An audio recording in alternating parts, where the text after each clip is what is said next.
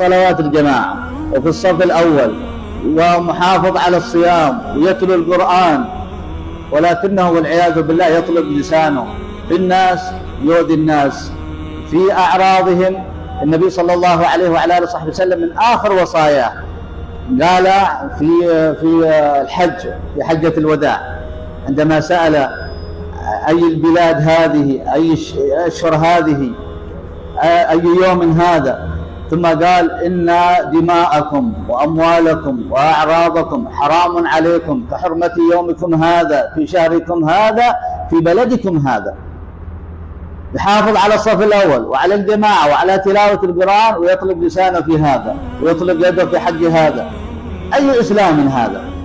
النبي صلى الله عليه وعلى آله وصحبه وسلم عندما ذكرت له المرأة التي تقوم الليل والتي تفعل وتفعل وتفعل من الطاعات، فقال يا رسول الله لكنها فيها خصلة، هذه الخصلة؟ قال تؤذي جيرانها بلسانها. اسمع على حكم صاحب الشريعة.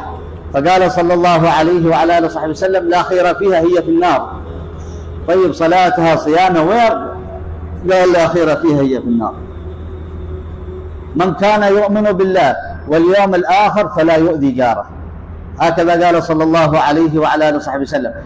قال أقربكم مني مجلسا يوم القيامة أحاسنكم أخلاقا. ما قال كثير الصلاة ولا كثير كذا، نعم أكيد مطلوب منك أنك تحافظ على هذه الشعائر، لكن تحسن أخلاقك، الدين المعاملة كما قال صلى الله عليه وعلى آله وصحبه وسلم، حسن أخلاقك.